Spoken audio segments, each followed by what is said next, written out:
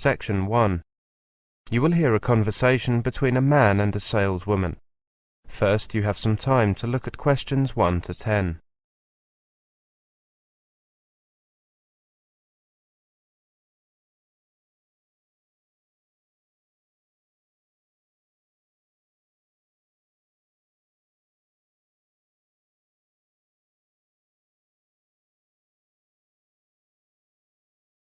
Now listen carefully and answer questions 1 to 10. Good morning, sir. How can I help you?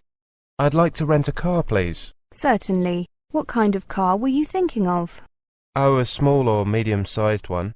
Could you show me a brochure or leaflet with the different available types? Of course. We have one type of small car and two types of medium-sized ones. As you can see, the small type is called the Iota, and the medium ones are called the Combi and the Roadster. Thank you. I see the Iota offers 20 miles to the gallon in urban areas. Yes, it's certainly very economical. The Combi is almost as good at 18 miles to the gallon. The Roadster offers 17. Is that right? You're right. Of course, those mileages go up substantially when driving on motorways. Of course. I'll be driving around town. The only time I'll be using a motorway is from here, the airport, to the centre. I see. Well, I'd recommend the small Iota. Parking can be difficult in town, and it's a touch easier with a small vehicle. Yes, of course. Let me just look at prices before making a final decision. I'm here on business and will need the car for 4 days. The daily rate for the Iota is £20 plus tax. The Combi is £25 and the Roadster is £27. Again, those prices are before tax. The tax is 15%, right? Yes, so the total costs are £23, £28.75 and £31.05 per day, respectively. Do those prices include insurance? Yes, they do. However, the insurance only covers one driver, the one who signs the rental agreement. We can cover other drivers for an additional fee. That's okay. I'm here alone. Okay, I'll take the Iota. Oh, what about fuel costs? All of our cars have a full tank when customers take them. If the car is returned with a full tank, there's no additional fee. Otherwise, we have to charge for the tank to be refilled. I see. There's a filling station here at the airport, so I'll take care of that there when I return the car. That's what most of our customers do. Could I take a few details? Then I'll print out 2 copies of the rental agreement for you to sign. I'll need your name and the name of your company first of all. My name is David Brown. That's Brown with an E. My company name is Hectrix Electronics. That's spelt Hectrix. And what is the company's address, please? It's Unit 2, Arlington Close, Battleton, Yorkshire. And the telephone number? 0675 934 888. Will you be using a company credit card or your own one? I have a company credit card. There you are. Thank you. I'll just run this through the machine. Could you enter your PIN, please? Thanks. OK, I've entered the details of the rental, but I've left the rest blank in case there are any extra charges, such as fuel. Right. I should sign here, shouldn't I? Yes, please. Now, let me tell you a few things about the car. There's a first aid kit in the boot. That has to be there by law. There's also a torch in the glove compartment, just in case. Do you have a map of the town? No, I don't. I was hoping you could provide one. That's no problem. Here you are. You won't need one for the surrounding area, will you? No, I won't. Thank you. Is that everything? Yes, the car is parked over there. It's the blue one. The registration number is K758SMD. Ah, yes, I see it. Here are the keys. The car has an alarm that you can switch on and off using this button here. Does the car have central locking? Yes, it does. Well, thank you very much. Goodbye. Goodbye, sir. That is the end of Section 1. You now have half a minute to check your answers. Now turn to Section 2. Section 2. You will hear a conversation between an interviewer and an interviewee. First, you have some time to look at questions 11 to 20.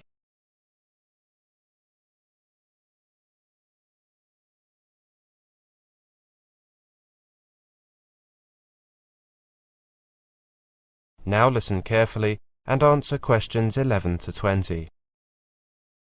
What was your holiday location and how did you hear about it? My holiday location was New York. I heard about visiting New York from some friends who were there and who were impressed of the beauty of the city and who even decided to stay there and start a new life. My friend and I received an invitation last summer from these friends, so I spent my holiday there. It was the best holiday I've ever been on. So you just went there with one friend, right? Yes, I travelled with my best friend and it was very exciting because it was the first time either of us had travelled by plane. Our excitement grew higher and higher as we got close to New York. At the airport I saw a lot of foreigners who had come there to work or to visit this incredible city. And I must say I was amazed by the number of these foreigners. I don't think I have ever seen so many foreign people in one place. How much time did you spend finding out information about New York and what resources did you use? I gathered the information I needed from my friends who lived there, from the internet, from the brochures that I took from the American Embassy, and of course from the travel agency where I got an idea of the cost of the trip and the flights. We got cheaper tickets by not taking a direct flight. We changed planes in London. Can you tell us the thing you like most in this place? The thing I liked most in New York was definitely the variety of buildings and monuments. I also enjoyed the parks. They were great. New York is a unique city. It's like you are in the middle of the world. It's considered by many to be the economic centre of the world. I also like the people. Some people told me that New Yorkers have a reputation for being unfriendly, but I didn't notice this. Were there any things that you didn't like? I think that the downside of my holiday was that there are crowds on the streets every day, almost all day long. Also, sometimes the bad weather that kept us in the house. How was your accommodation? My friends live in a big flat. My friend and I shared a bedroom, which was very big and comfortable, and most of all, we had the perfect view overlooking the ocean. So I must say that we had all the comfort we needed. They even gave us access to a computer for us to check our email or to play on when we were in the mood and when the weather was bad. You said that the people there were fine. Yes, the people from New York are very kind, and now I will tell everybody I know this. Whenever we needed help on the street because we didn't know where to go or because we found the map confusing, they always gave us a hand and helped us find our way. Did you make any new friends? Have you kept in touch? Yes, I made some new friends there. I made friends with my friends' neighbours. We spent much of our time together and sometimes they were our guides around the city. How did you spend your time? Did you participate in any recreational activities? During the day we went visiting and walking on the streets for hours, and when the weather was bad we played a lot of chess. We had the chance to participate in the 78th annual feast of San Gennaro, but we missed the 36th annual African American Day parade through the whole of Manhattan. And we went to the Richmond County Fair on Staten Island, which amazed us in every possible way. That is the end of section 2. You now have half a minute to check your answers. Now turn to section 3. Section 3. You will hear a talk.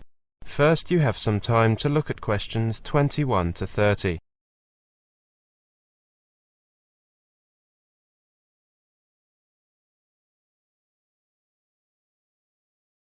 Now listen carefully and answer questions 21 to 30. Come in, everyone. The office might be a bit crowded with 4 of us and all these materials. There's coffee over there, help yourselves.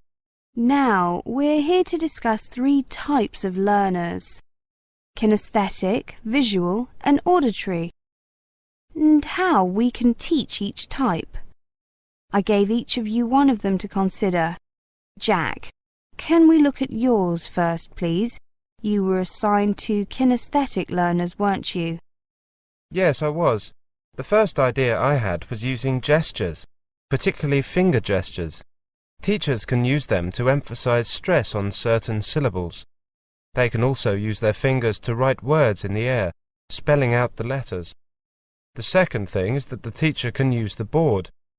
The teacher can ask students to spell words by going to the board and writing them up. The teacher could also ask students to write a letter each, in order. The teacher could put a poster on the board and students could go to the board with labels and label it as directed by the teacher. Another possibility is to ask students to organize words into categories on the board. Good. The important thing is to keep kinesthetic learners active, moving. Games are good for them. Jack, did you think of any? Yes, Helen.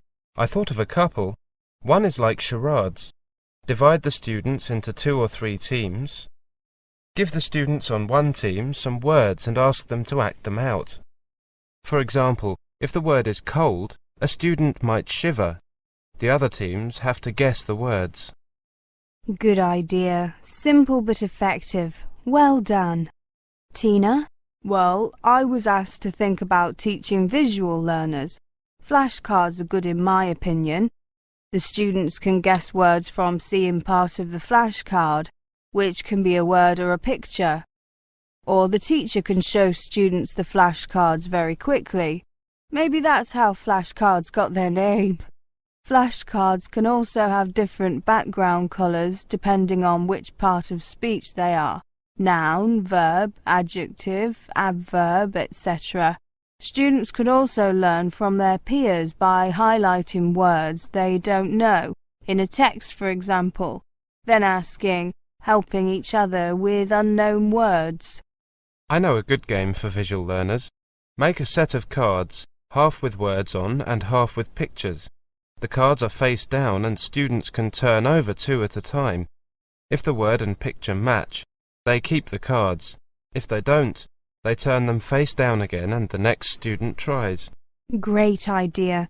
Visual learners are often good at categorizing words. Each page in the student's notebook refers to a category of words. Students write new words on the correct page in their notebook for faster recall. For example, page 1 might be food, and page 2 could be telephone phrases. Spider diagrams are good too. Yes, they are. Helen, you were assigned auditory learners. OK, I had these ideas for teaching auditory learners. First, they could listen to a dictation and draw what they hear. For example, students listen to the teacher describing items of furniture and then draw them in the appropriate rooms of the house. Or the teacher could describe a picture. After the description, the teacher and students can see whose picture was closest to the original. Flashcards can also be used. Each student gets a flashcard and they hold up their card when they hear that word or phrase in a song, poem or story. Another way of using them is to go around the class, with each student adding a sentence to a story, including the word on their flashcard. Auditory learners can also learn using songs and music. Any suggestions? The teacher could give the students a text of a song, the lyrics with some words replaced by a rhyming word. Students then listen to the song and make corrections. That's a really good idea. Perfect for auditory learners. Well, thank you for your suggestions. I have a few other ideas you might consider. That is the end of section 3. You now have half a minute to check your answers.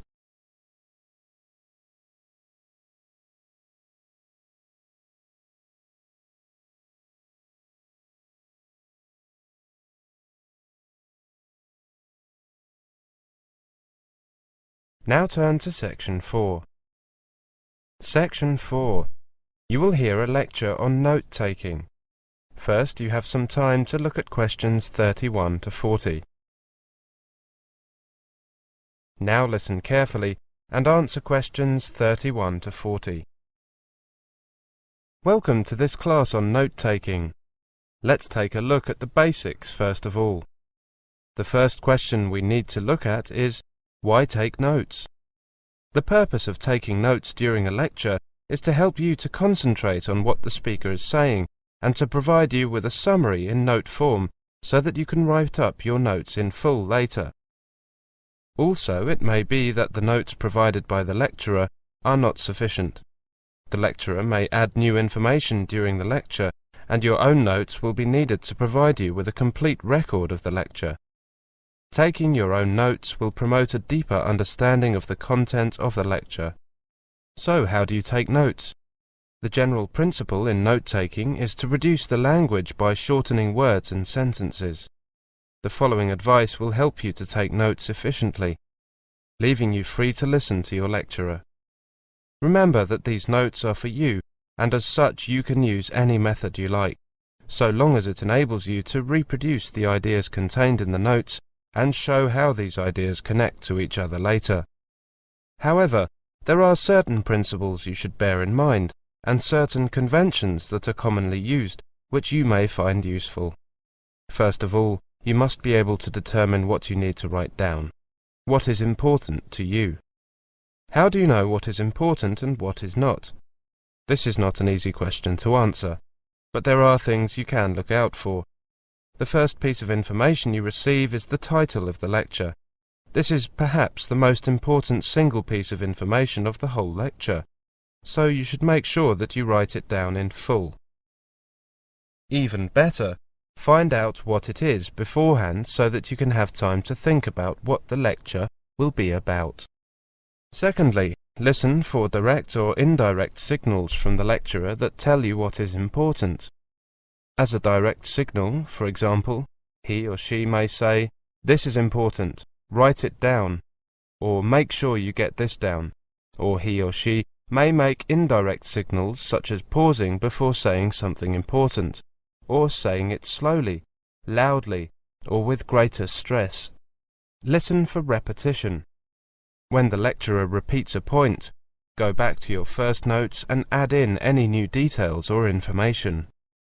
When a teacher or lecturer recommends a student to read a book, it's usually for a particular purpose. The book may contain useful information about the topic being studied, or it may be invaluable for the ideas or views that it puts forward, and so on. In many cases, the teacher doesn't suggest that the whole book should be read. In fact, he may just refer to a few pages which have a direct bearing on the matter being discussed. Now, how should you write your notes? As mentioned above, you can make notes in any way that you like, but the following guidelines will help you to develop a style that is both quick and accurate. Concentrate on the important ideas. Avoid repetition and omit things that do not need to be stated specifically, because only you yourself will be reading the notes, and you will know what they are referring to. Summarize important ideas. You can use words that are not used by the lecturer to restate in a shorter form what he or she is saying. Write in short phrases rather than in complete sentences. Many students ask me when they should write up their notes. You might not have time to note down everything you want during the lecture itself, so you must rewrite them as soon as possible, so that you minimize the risk of forgetting something. Finally, you should decide on a personal note-taking style, and be willing to adapt according to whom you are listening. For more practice in note-taking, take a look at these books which can be found in the resource room. Study Listening by Tony Lynch, particularly Units 6 and 12. Then there's Learning to Study English by Brian Heaton and Don Dunmore, especially Units 5 and 10. The first one is published by Cambridge University Press, and the second one is published by Oxford University Press. That is the end of Section 4. You now have half a minute to check your answers.